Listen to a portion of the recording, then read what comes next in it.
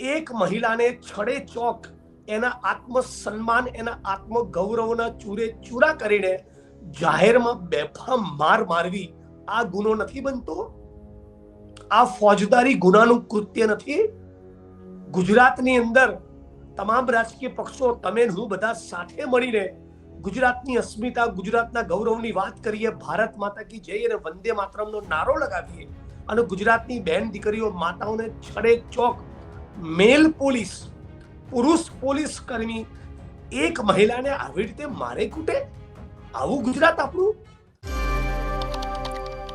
નમસ્કાર, હું છું ગોપી ઘાંગર અને આપ જોઈ રહ્યા છો નિર્ભય ન્યૂઝ. અત્યારે સ્ક્રીન પર તમને મારી સાથે કોંગ્રેસના નેતા જિગ્નેશ મેવાણી દેખાઈ રહ્યા છે. જિગ્નેશ મેવાણી પાસેથી આજે સમજવું છે કે પાડલિયા ગામની અંદર જે આખી ઘટનાક્રમ થયો અને જે રીતે આદિવાસીઓને ત્યાં આગળ માર મારવા, એટલે આદિવાસીઓ દ્વારા પોલીસ કર્મચારી 47 જેટલા ઘાયલ થયા. આજે એક નવો વિડીયો સામે આવ્યો અને આ વિડીયોમાં એક પોલીસ કર્મચારી અમદાવાદની અંદર એક બહેન ઉપર હાથ ઉપાડી રહ્યા છે. દારૂ ડ્રગ્સના મુદ્દા ઉપર સતત ચર્ચા ચાલી રહી છે અને દારૂ ડ્રગ્સ મુદ્દે જિગ્નેશ મેવાણી સતત લડી પણ રહ્યા છે.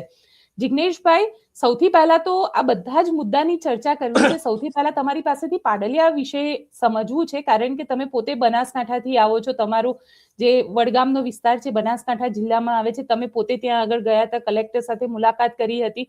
આ આખી ઘટનાને તમે કઈ રીતે જોઈ રહ્યા છો? આની ઉપર રિએક્ટ કરતા પહેલા તમારા તમામ દર્શક મિત્રોને જણાવું કે કોંગ્રેસ પાર્ટીના નેતૃત્વમાં જન આક્રોશ રેલી ગયા મહિને 21 તારીખે બનાસકાંઠાના ઢીમાંથી નીકળી અને દારૂ ડ્રગ્સના મુદ્દે મેં બરાબર કચકચાઈને લડવાનું શરૂ કર્યું. આજે એ વાતને બરાબર 1 મહિનો પૂરો થયો. બરાબર આટલા વાગ્યાની આસપાસ જ હું ત્યાં એસપી કચેરીનો ઘેરાવ કરવા ગયો હતો. આ 1 મહિના દરમિયાન ગુજરાતના એક એક વ્યક્તિએ જાણવું જોઈએ, આ 1 મહિના દરમિયાન ભારતીય જનતા પાર્ટીના મુખ્યમંત્રી ભૂપેન્દ્રભાઈ પટેલ કે 8 ચોપડી પાસ સુરમા ભોપાલી, બેમાંથી એક પણ માણસે ગુજરાતના યુવાનોને, ગુજરાતની સામાન્ય જનતાને પ્રોસ્ટિટ્યુશન, જુગારના અડ્ડા, કૂટણખાના, દારૂના અડ્ડા અને ડ્રગ્સના દૂષણથી બચજો આવી અપીલ સુદ્ધા કરી નથી.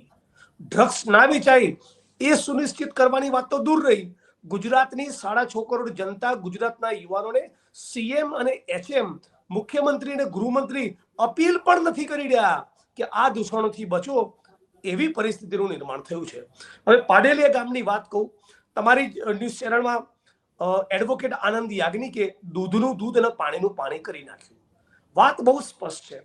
ગુજરાત કે દેશનું કોઈ પણ રાજ્ય હોય, નામદાર સર્વોચ્ચ અદાલતના, સુપ્રીમ કોર્ટ ઓફ ઇન્ડિયાના ચુકાદા પ્રમાણે, એમના આદેશ નિર્દેશ પ્રમાણે ફોરેસ્ટ રાઇટ્સ એક્ટ, જંગલ જમીનના કાયદા હેઠળની કોઈ પણ વિવાદિત જમીનમાં જ્યાં સુધી સુપ્રીમ કોર્ટ આખરી નિર્ણય ન કરે, ન્યાય નિર્ણય ન કરે, ત્યાં સુધી જંગલ વિભાગે કે કોઈ પણ અધિકારીએ ત્યાં આદિવાસી સમાજની કનડગત કરવી નહીં.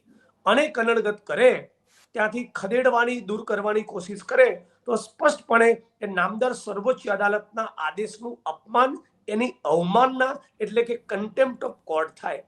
તો પહેલા તો ફોરેસ્ટ વિભાગ અને જંગલ વિભાગના જે પણ મિત્રો, જે પણ કર્મચારીઓ કોઈના પણ આદેશના પગલે ત્યાં ગયા અને સક્રીબેન અને અન્ય લોકોને ત્યાંથી ખદેડવાની કોશિશ કરી, એ પોતે સુપ્રીમ કોર્ટ ઓફ ઇન્ડિયાની કન્ટેમ્પ્ટ કરી છે. મુદ્દા નંબર 2, કોઈ પણ નોટિસ સક્રીબેન કે આદિવાસી ભાઈઓને આપી નથી. મુદ્દા નંબર 3, પહેલી વખત કોઈ ચેનલ સમક્ષ કહી રહ્યો છું, મારી શુદ્ધ જાણકારી પ્રમાણે આ જે ધીંગાણું સર્જાયું એના થોડાક દિવસ પૂર્વે બીજી એક ઘટના બની છે જેમાં આદિવાસી સમાજને એક પોલીસ કર્મીએ માર્યા છે અથવા તો જંગલ ખાતાના માણસે માર્યા છે. ખબર પડશે તો આનો આવનારા દિવસમાં હું ખુલાસો કરીશ. એટલે મુદ્દે પોલીસને જે વાગ્યું એની પૂર્વે પોલીસના મિત્રો દ્વારા આદિવાસી સમાજ ઉપર હુમલો કરવામાં આવ્યો. જંગલ વિભાગ દ્વારા આદિવાસી સમાજની વિવાદિત જમીનમાં કોઈ પણ કારણ નહોતું છતાં પ્રવેશ કરવામાં આવ્યો અને એનું પરિણામ છે કે સક્રીબેન આજે બેઘર બની ગયા. એનું પરિણામ છે કે 25થી વધારે આદિવાસી સમાજના લોકોને ઈજાઓ થઈ. એનું પરિણામ છે કે 40થી વધારે જંગલ વિભાગ અને પોલીસ ડિપાર્ટમેન્ટના કર્મચારીઓ ઘવાયા.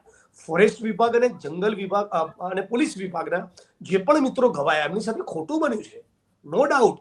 કોઈ પણ માણસ આ પ્રમાણેની હિંસા કરે બિલકુલ યોગ્ય નથી, પણ જ્યારે સક્રીબેનનું ઘર નેસ્તો નાબૂદ કર્યું, આદિવાસી સમાજને ખૂબ માર્યો, એના રિએક્શનમાં આદિવાસી સમાજ તરફથી આ ઘટનાને અંજામ આપવામાં આવ્યો, જેને હું જસ્ટિફાઈ નથી કરતો, તમારી સમક્ષ શેર કરું છું.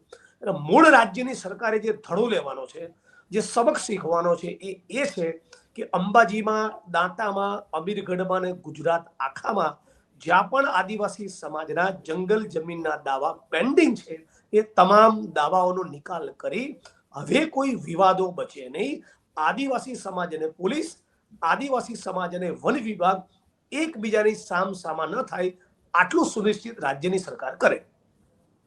પણ જિગ્નેશભાઈ, સવાલ અહીંયા આગળ એ ઉભો થઈ રહ્યો છે ને કે અર્જુનભાઈએ એવું કીધું હતું કે એ જમીન પર ઇલીગલ કબજો છે, અને આ આખા મામલે પ્રવીણ માળી જે બનાસકાંઠાથી જ આવે છે અને વન અને પર્યાવરણના રાજ્ય કક્ષાના મંત્રી છે, તેમના દ્વારા પણ કોઈ પ્રકારનું નિવેદન નથી આપવામાં આવ્યું.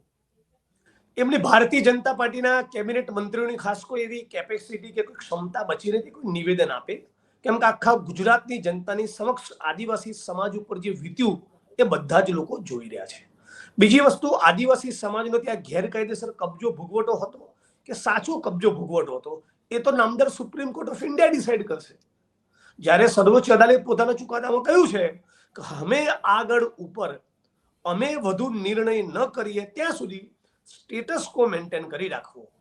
બીજું, ફોરેસ્ટ રાઇટ્સ એક્ટની જોગવાઈ પ્રમાણે, જે એડવોકેટ આનંદભાઈએ કહ્યું, ફોરેસ્ટ રાઇટ્સ એક્ટની જોગવાઈ પ્રમાણે ગ્રામ સમિતિ દ્વારા જ્યારે પણ આદિવાસી સમાજના કે કોઈ પણ વન અધિકાર હેઠળ પોતાની અરજી કરનારા વ્યક્તિની અરજી કન્સિડર થઈ જાય, પછી આપણે જિલ્લા કક્ષાએ જ્યાં સુધી એને રિજેક્ટ કરવામાં ના આવે ત્યાં સુધી ફોરેસ્ટ વિભાગ કે પોલીસ એમાં કનડગત કરવી નહીં.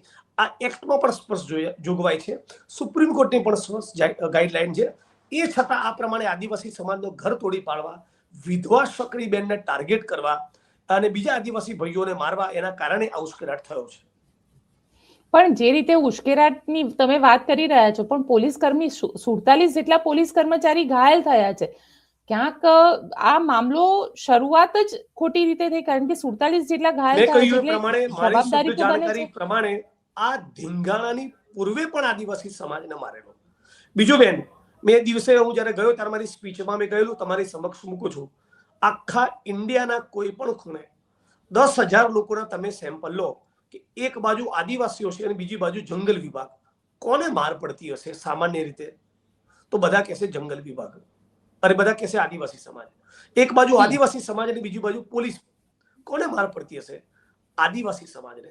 તો વર્ષોથી વિકાસના કહેવાતા પ્રોજેક્ટના નામે જંગલ જમીન આદિવાસીને ઝૂંટવવામાં આવે, માર આદિવાસીને જ પડે, કસ્ટોડિયલ ટોર્ચરનો ભોગ આદિવાસી બને. તો આ આદિવાસી સમાજ માટે સહાનુભૂતિ રાખી, અને હું તો કહું છું સહાનુભૂતિ શું, એમનો રાઈટ છે. જંગલ જમીનના કાયદા હેઠળ આપણા દેશમાં જે એક્ટ પારિત થયો પાર્લામેન્ટમાં, સંસદમાં, એ એક્ટ મુજબ એમને જેટલી પણ જમીન આપવાની થતી હોય આપી દો ને. ગુજરાતમાં 52% જેટલા દાવા તમે પેન્ડિંગ શાના માટે રાખ્યા છે? કેમ તમે કેસનો નિકાલ નથી કરતા? પણ જિગ્નેશભાઈ, કારણ કે તમે કહી રહ્યા છો કે દાવા પેન્ડિંગ રાખ્યા છે, કેસનો નિકાલ નથી કરતા, ઘણી બધી વખતે કારણ કે જળ, જંગલ અને જમીન એ આદિવાસીનું પોતાનું એક પ્રકૃતિ સાથે એ લોકોનું જોડાણ હોય છે અને એ લોકો પોતે ત્યાં આગળ વર્ષોથી વસેલા છે. પણ આ પ્રકારની જે ઘટના ઘટી રહી છે, એ અંબાજીમાં હોય કે ડાંગમાં જે ઘટના ઘટી, આ બધાને લઈને આપ શું કહેશો? બેસિકલી એક જ વસ્તુ કહેવા માંગુ છું, એ છોટાઉદેપુર હોય, નર્મદા હોય, સોનગઢ હોય, ઉચ્છલ નિજર હોય કે અંબાજી દાંતા હોય, આદિવાસી સમાજના જંગલ જમીનના તમામ દાવાઓનો નિકાલ તમે કરી દો એટલે દૂધનું દૂધ અને પાણીનું પાણી થઈ જાય. પછી પોલીસ પ્રશાસન અને જંગલ વિભાગે એન્કરેજમેન્ટ છે કે એન્કરેજમેન્ટ નથી એની ક્લેરિટી આવી જાય, અને પછી જે એન્કરેજમેન્ટ જણાય તે નિયમ પ્રમાણે તમે કાર્યવાહી કરજો. પણ જ્યાં મેટરનો આખરી નિર્ણય નથી થયો, સુપ્રીમ કોર્ટે જે ફાઇનલ વર્ડિક્ટ નથી આપ્યો, એની પહેલા સુપ્રીમ કોર્ટના આદેશની અવમાનના કરી આદિવાસી સમાજને મારો કૂટો, એમનું ઘર તોડી નાખો, વગર નોટિસે એ જમીન વિવાદિત છે ત્યાં તમે ઘૂસી જાઓ, આ તો બિલકુલ અયોગ્ય છે. સાથે જિગ્નેશભાઈ, તમારી સાથે એ વિષય પર પણ વાત કરવી છે કે આજે અમદાવાદની અંદર એક મહિલાનો વિડીયો વાયરલ થયો અને એ મહિલાના વિડીયોના જવાબમાં તમે પણ એના ઉપર તમારી પ્રતિક્રિયા આપી. પણ બિલકુલ, હવે એ જે વિડીયો વાયરલ થયો એમાં રોડ ઉપર સ્કૂટી લઈને નીકળેલા એક બેનનું પોલીસ કર્મીઓ દ્વારા હેલ્મેટ પહેર્યું હતું કે નતું પહેર્યું કરીને કોઈ કારણસર એમને પણ એ ઊભા રાખીને હેલ્મેટનો મુદ્દો જ નહોતો. હું તમને એ જ સવાલ કહી રહી હતી કે અમદાવાદ પોલીસે એવી ચોખવટ કરી છે, એ ટ્વીટ દ્વારા અમદાવાદ પોલીસે એવું કીધું છે કે મહિલા રોંગ સાઈડમાં આવી રહી હતી, જ્યાં એમને પોલીસ દ્વારા રોકવામાં આવ્યા. અત્યારે તેમની વિરુદ્ધમાં ગુનો દાખલ થઈ ગયો છે, જે ટ્રાફિકના નિયમ હતા એ નિયમના અધિનિયમ હેઠળ એના ઉપર ગુનો દાખલ થઈ ગયો છે અને મહિલાની જે બરાબર અરજી છે એ લઈ લેવામાં આવી છે. બરાબર. તો જેમ ટ્રાફિકના નિયમનું ઉલ્લંઘન કરવું એ ગુનો બને છે, એમ એક મહિલાને છડે ચોક એના આત્મસન્માન એના આત્મગૌરવના ચૂરે ચૂરા કરીને જાહેરમાં બેફામ માર મારવી આ ગુનો નથી બનતો? આ ફોજદારી ગુનાનું કૃત્ય નથી?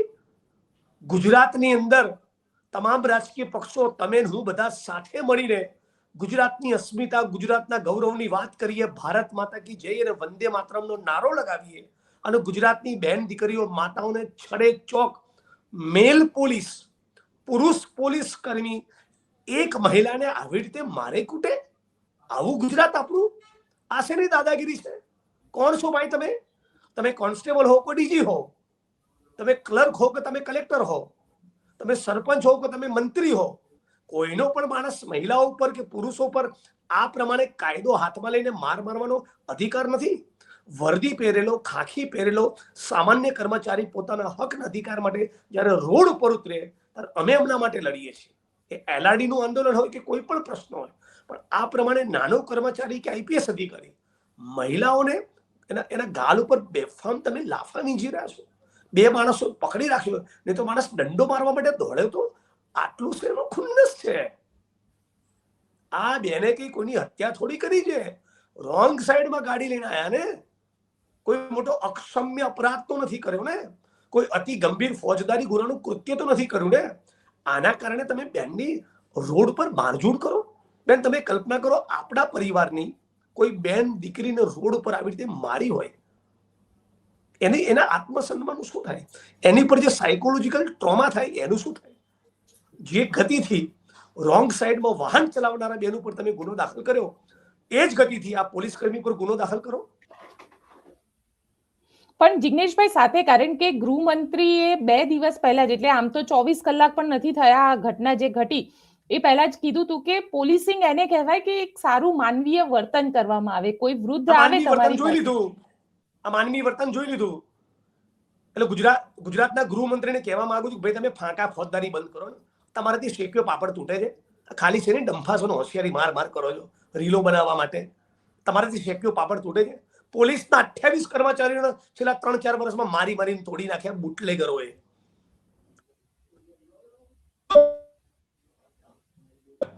છેલ્લા 2-3 દિવસ કદાચ પૂર્યો અથવા મેક્સિમમ અઠવાડિયું થયું હશે, દિયોદર પોલીસના બુટલેગરોએ માર્યા, ફટકાર્યા. કરોડ ગુસ્સી ટોકમાં એ લોકોની ધરપકડ, જે પણ બુટલેગર હોય. ત્યાં તો તમારો પાવર ચાલતો નથી. પોલીસ કર્મીઓને તમે કડક કરવાની વાત કરો, પોલીસ કર્મી કોઈના માનવ અધિકારનો ભંગ કરે કઈ રીતે ચાલે? અને એ જ વસ્તુ પણ એ કહી રહ્યા છે કે માનવીય વર્તન હોવું જોઈએ. બાજી માટે બંદૂક ઊંચી કરે, બંદૂક પકડાતી નથી અને પાછા બંદૂક ઊંચી કરે છે સુરમાં ભોપાલી. પણ જિગ્નેશભાઈ, સવાલ અહીંયા આગળ એ ઉભો થઈ રહ્યો છે ને કે જે રીતે આ આખી ઘટનાક્રમ ઘટ્યો અને તમે કહી રહ્યા છો કે શોબાજી કરી રહ્યા છે ગૃહમંત્રી, પણ તમને કેમ એવું લાગી રહ્યું છે? કારણ કે ડ્રગ્સના મુદ્દે જો જોવા જઈએ તો જેટલું ડ્રગ્સ એટલા માટે લાગી રહ્યું છે, આજે પણ એમના વિધાનસભા મજૂરામાં આજે પણ ગુજરાતના ગૃહમંત્રી એવું કહીને બતાવે કે મારા મજૂરા વિધાનસભા ક્ષેત્રમાં સુરત શહેરમાં દારૂનું એક ટીપું મળતું નથી. કઈ બતાવે મિસ્ટર હરસંઘવી કે ગુજરાતની અંદર કોઈ પણ ખૂણે કૂટણખાના ચાલતા નથી અને ચાલવા નહીં દઉં? કે ડ્રગ્સનો કાળો કારોબાર નહીં થાય? કે ભારત સરકારના સમાજ કલ્યાણ વિભાગના 2019ના રિપોર્ટ પ્રમાણે ગુજરાતમાં 19.5 લાખ ડ્રગ્સ યુઝર્સ જોવા મળ્યા. આ ડ્રગ્સ યુઝર્સના રિહેબિલિટેશનનો, એમના વ્યસન મુક્તિનો, પુનર્વસનનો કયો પ્રોગ્રામ તમે ચલાવો છો? અને વર્ષે 25,000, 50,000, લાખ કેટલા માણસોનું તમે વ્યસન મુક્તિ કરાવવા માટે સક્ષમ છો? એના માટેનું કેટલું બજેટ ફાળવ્યું છે? કોઈ જવાબ નથી. 72,000 કરોડનું ડ્રગ્સ દરિયાકાંઠે ક્યાંથી આવ્યું? છેલ્લા 1 મહિનામાં મુદ્દો બરાબર ચર્ચાઈ રહ્યો છે ત્યારે તમે કેટલા યુવાનો, વિદ્યાર્થીઓને અપીલ કરી કે મહેરબાની કરીને ડ્રગ્સના રવાડે ના ચડતા, કૂટણખાનામાં જતા નહીં, દારૂ અને ડ્રગ્સની લતે ના ચડતા, ચરસ અને ગાંજો ફૂંકતા નહીં. હમણાં અમારા આંદોલનના પગલે તમે ઘોઘો પેપર બંધ કરાવ્યા, ત્યાં સુધી તમે શું કરતા હતા? અને આ તો જે ડ્રગ્સ પકડાયું, પણ જે ડ્રગ્સ પકડાયું નથી એ કેટલાની કિંમતનું યુવાનોની ધમની અને શિરામાં પહોંચી ગયું. કોઈ જવાબ હર્ષ સંઘવી પાસે નથી, ખાલી રીલો બનાવે છે બંદૂક ઊંચી કરીને. પણ સવાલ એ છે ને કે ડ્રગ્સ પકડાયું તો ખરું ને, લગભગ 12,000 કરોડથી વધારેનું ડ્રગ્સ પકડાયું છે. તમારો અવાજ કપાય છે બેન. હલો જિગ્નેશભાઈ, અવાજ આવે છે? અવાજ આવ્યો મારો? તમારો અવાજ નથી આવી રહ્યો. હલો, હા જી, હવે સંભળાયું. ઓકે, અવાજ આવ્યો મારો? જી બેન, મારું એક જ વસ્તુ કહેવું છે, રાજ્યના મુખ્યમંત્રી અને ગૃહમંત્રીને એવું કયું પરિબળ કામ કરે છે કે ગુજરાતની જનતાને અપીલ પણ નથી કરતા કે ચરસ, ગાંજો, ડ્રગ્સના રવાડે ચડતા નહીં, એનાથી બચો. હોસ્ટેલમાં, શાળાઓમાં, કોલેજીસમાં આના મુદ્દે અવેરનેસનો પ્રોગ્રામ કેમ નથી ચલાવવો? ડ્રગ્સના રવાડે ચડી ચૂકેલા હજારો લોકોના રિહેબિલિટેશન તમારી પાસે શું પ્રોગ્રામ છે એ ગુજરાતની જનતાને જણાવો ને.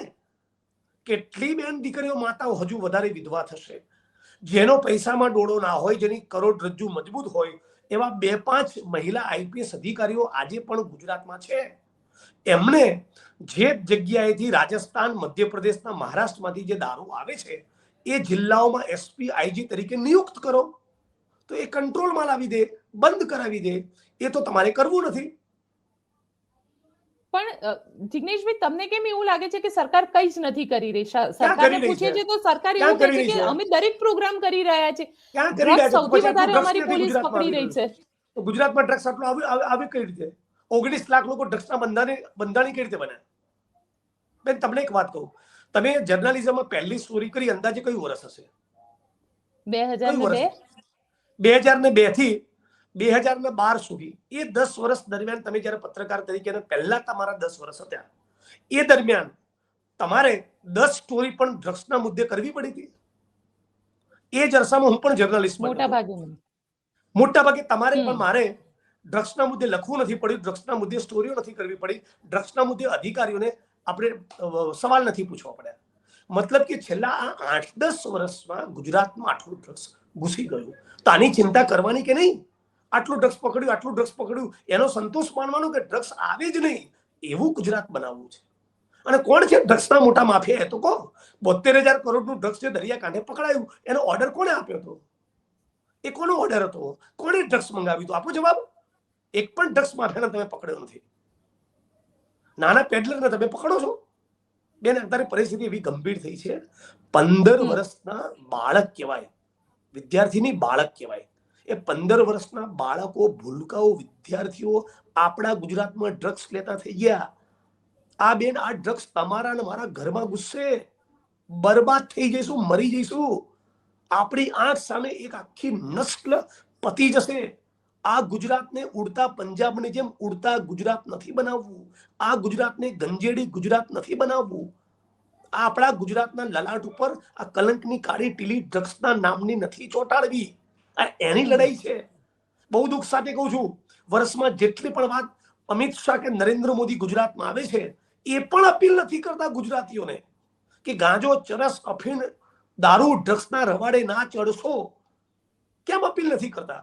અને બેન, કાલે ઉઠીને 8, 10, 12, 15 વર્ષમાં આ આંકડો 19, 20, 25 લાખના ડ્રગ્સ યુઝર્સનો આંકડો 40-50 લાખે પહોંચી ગયો, પછી પાછો વળવાનો કોઈ રસ્તો જ નહીં બચે. હજી કદાચ થોડીક સ્પેસ છે, ગુજરાતને બચાવી લેવાનો હજી સમય છે, પછી ટાઈમ નહીં રહે. અચ્છા જિગ્નેશભાઈ, એક સવાલ મારે તમને એ પણ પૂછવો છે, કારણ કે જે કોંગ્રેસ હંમેશા આરોપ લગાવતી આવી છે કે ભારતીય જનતા પાર્ટીમાં કોઈ પણ વ્યક્તિ જાય એટલે ભારતીય જનતા પાર્ટીના વોશિંગ મશીનમાં એના બધા જ ક્રાઇમ ધોવાઈ જાય, અને એવો જ મામલો થયો હાર્દિક પટેલનો. રાજદ્રોહના કેસની અંદર સરકારે કેસ પરત ખેંચી લીધો છે. સુરત સેશન્સ કોર્ટની અંદર આ અરજી કરવામાં આવી હતી અને માન્યતા રાખી. હાર્દિક પટેલ એ ક્યારેય રાજદ્રોહી, રાષ્ટ્રદ્રોહી નહોતા. ભારતીય જનતા પાર્ટીમાં છે, છતાં કહું છું, એની ઉપર જે તે સમયે રાષ્ટ્રદ્રોહનો કેસ લાગ્યો હતો, એમને બદનામ કરવા, જેલના સળિયા પાછળ મોકલવા માટે લગાડેલો. ત્યારે પણ એ સરકાર ખોટી હતી.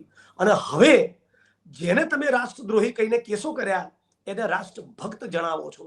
આ હાર્દિક પટેલનું નહીં, આરએસએસ અને ભારતીય જનતા પાર્ટીનું ચરિત્ર બતાવે છે કે તમે કેટલા લુચ્ચા, દંભી અને નિમ્ન કક્ષાના છો. કેવું તમારું કેરેક્ટર છે આ એ બતાવે છે. તમારે જ્યારે જરૂર પડે ત્યારે ગોપીબેન અને જિગ્નેશભાઈને રાષ્ટ્રદ્રોહી કહેવાના, અને જરૂરિયાત પતી જાય અને તમારી પાર્ટીમાં લાવવા હોય ત્યારે તમારા બધા નેતાઓને વોશિંગ મશીનમાં ધોલાઈ કરીને રાષ્ટ્રભક્ત બનાવી દેવાના. એમ અરે શરમ આવી જોઈએ દંભીઓ. તમને ગુજરાત ઓળખી રહ્યું છે. જે હાર્દિક પટેલની વિરુદ્ધમાં તમે પોસ્ટરો લગાડેલા રાષ્ટ્રદ્રોહીના, ઇન્ટરનેશનલના, રાષ્ટ્ર વિરોધીના, એ જ હાર્દિક પટેલ જ્યારે ભારતીય જનતા પાર્ટીમાં હોય છે ત્યારે તમે જ પાછા બેનર મૂકો છો રાષ્ટ્રભક્ત હાર્દિક પટેલનું ભારતીય જનતા પાર્ટીમાં સ્વાગત છે. કે શરમ લાજ જેવું છે લુચ્ચાના સરદારો. સાથે એક સવાલ એ પણ કરવો છે તમને, કારણ કે આદિવાસીઓ અને હું ઉપર તો હું એ પણ કહેવા માંગુ છું, ઉના કાંડુ વખતે જે આંદોલન થયા એ વખતના કેસ પાછા લો. આશા વર્કર, આંગણવાડીની બહેનો, કોન્સ્ટેબલ, હેડ કોન્સ્ટેબલ, એલઆરડી ના માણસો જે આંદોલન કર્યા, લડ્યા, એમના જે સસ્પેન્શન થયા, બરાબર, એમની પર જે કેસો થયા એ કેસ પાછા લો ને. એ કેસ કેમ પાછા નથી લેવા? સ્ટેચ્યુ ઓફ યુનિટી કે અન્ય પ્રોજેક્ટ્સમાં આદિવાસી સમાજની જમીન જતી હતી, એ વખતે આદિવાસી સમાજના આગેવાનો, કર્મશીલો પર કેસ થયા, એ કેસ તમે પાછા લો.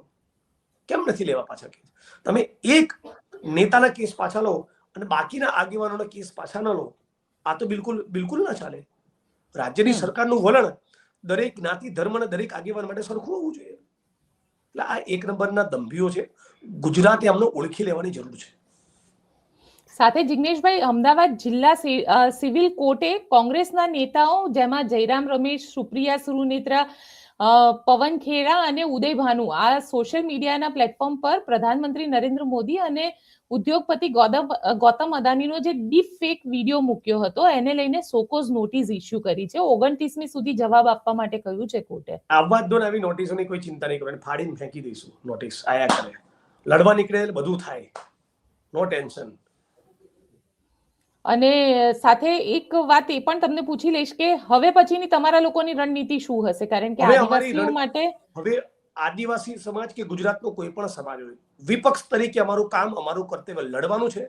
તાકાતથી, સાતત્યપૂર્વક, નિર્ભય બનીને લડતા રહીશું. એની જે કિંમત ચૂકવવાની થાય એની સંપૂર્ણ તૈયારી સાથે લડીશું. બાકી ડ્રગ્સ અને ગાંજાના મુદ્દે આખું ગુજરાત જગાડીને રહીશ. એક નવો ઇતિહાસ ગુજરાતમાં બનાવીશ. આજની તારીખ અને સમય નોંધી રાખજો.